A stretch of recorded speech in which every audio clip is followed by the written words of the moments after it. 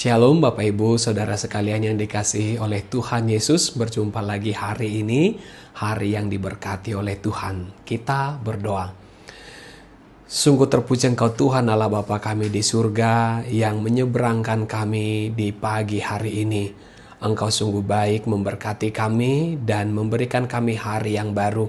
Sebelum kami memulai hari ini, berkatilah kami dengan firman-Mu, supaya hidup kami dikuatkan, diteguhkan, dan kami boleh melakukan panggilan dalam karya kami di dalam sukacita bersama Tuhan. Di dalam Yesus kami berdoa. Amin.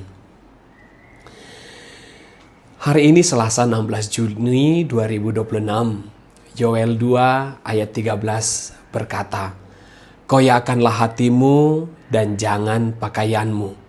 Berbaliklah kepada Tuhan Allahmu, sebab Ia pengasih dan penyayang, panjang sabar dan berlimpah kasih setia, dan Ia menyesal karena hukumannya." Pernahkah saudara mengalami momen di mana saudara merasa seolah-olah sangat dekat dengan Tuhan hanya karena terbawa suasana haru? Sebut saja misalnya mengikuti ibadah, lalu mendengar nyanyian, mendengar khotbah yang mengena ke pergumulan saudara. Lalu ada air mata yang menetes, dan saudara kemudian berjanji dalam hati, "Tuhan, aku akan berubah." Ibadah selesai, perasaan lega, seolah semuanya telah beres. Tetapi hari-hari berikutnya berlanjut. Senin tiba, Selasa terlewat, dan hidup ternyata tetap sama.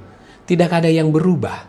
Hati, pikiran, tabiat, semuanya tetap sama saja. Bahkan dosa yang kemarin kita tangisi, hari ini kita ulang lagi bahkan dinikmati. Hubungan dengan Tuhan tetap saja dingin. Inilah yang terjadi. Kemarin hari Minggu ternyata hanya emosi sesaat, bukan perubahan hati. Air mata di hari Minggu tidak mengubah hari Senin kita. Ribuan tahun lalu, Nabi Yoel berseru kepada bangsa Israel yang sedang berada dalam masa-masa paling kelam. Negeri mereka hancur berantakan akibat dosa pemberontakan mereka kepada Tuhan. Tanah mereka rusak, hasil bumi pun habis dilalap belalang. Persediaan pangan habis sekejap. Mereka sungguh sadar ini bukan sekedar bencana alam, tapi Tuhan murka. Menghadapi bencana itu, bangsa Israel melakukan ritual perkabungan. Mereka menangis, mengoyakkan pakaian sebagai tanda pertobatan mereka. Tetapi Tuhan menolak sandiwara itu dan berkata, "Koyakkan hatimu, bukan pakaianmu." Tuhan meminta hati mereka yang sungguh-sungguh kembali, bukan sekedar ritual, rutinitas, atau perubahan moral mereka semata. Tuhan tidak berkata, "Tambahi air matamu, perbaiki ekspresi menangismu, tambah koyakkan lagi pakaianmu." Seseorang bisa dengan mudah menunjukkan tanda pertobatan lahiriah, tetapi tanpa sungguh-sungguh bertobat. Seseorang bisa rajin berada di rumah ibadah tanpa benar-benar kembali pulang ke rumah Bapa. Bukankah perilaku zaman sekarang sungguh demikian? Kita hidup di era di mana sungguh mudah menampilkan kesan luar tanpa kesungguhan hati. Kita bisa memiliki banyak simbol rohani atau membuat personal branding yang rohani.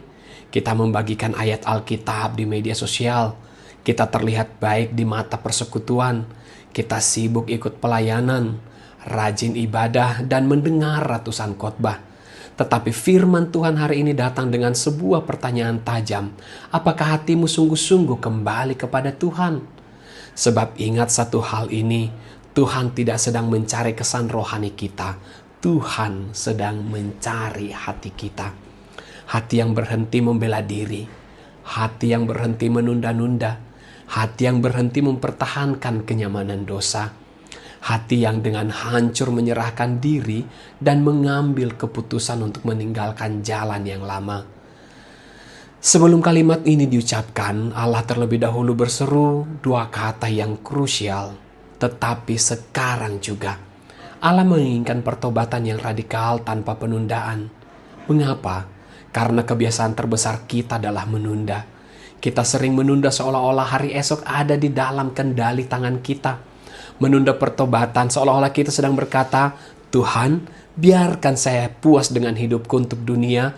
Nanti kalau saya sudah puas lelah, baru saya kembali kepadamu. Menunda pertobatan sebenarnya adalah bentuk penolakan yang dikemas secara sopan. Dan alasan mengapa kita diminta kembali bukan karena kita layak diterima, melainkan karena Allah yang begitu mengasihi kita.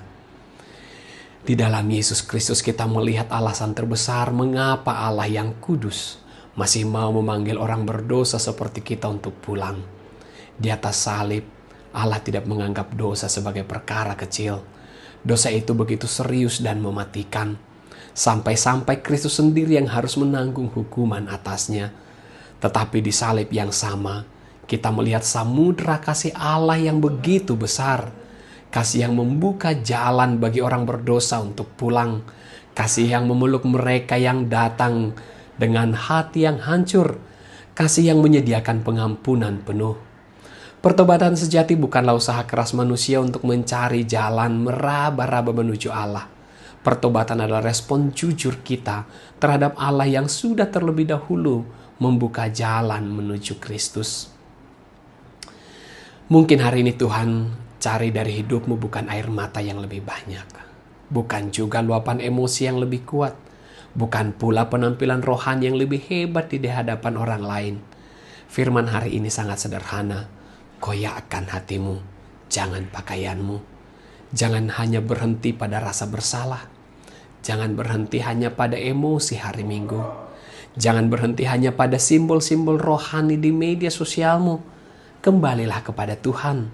Datanglah kepadanya melalui Kristus. Sekarang juga. Karena Allah yang memanggilmu melalui Nabi Yoel adalah Allah yang sama yang membuka tangannya lebar-lebar melalui salib di Golgota. Selama suara panggilannya masih bisa engkau dengar di hati nuranimu hari ini, sekarang adalah waktu yang tepat untuk pulang kepada Tuhan. Amin. Kita berdoa. Terima kasih Allah yang begitu mengasihi kami. Allah yang senantiasa membuka tangan, menuntun hidup dan menerima kami apa adanya. Tuntunlah kami dengan Roh-Mu yang kudus, sehingga kami sungguh membuka hati kami di dalam pertobatan setiap hari, melihat hidup kami apa adanya di dalam kuasa-Mu. Terima kasih Bapa, hari ini kami serahkan seluruh hidup kami, seluruh karya kami, seluruh apa yang boleh kami jalani di dalam Kristus Yesus Tuhan. Amin.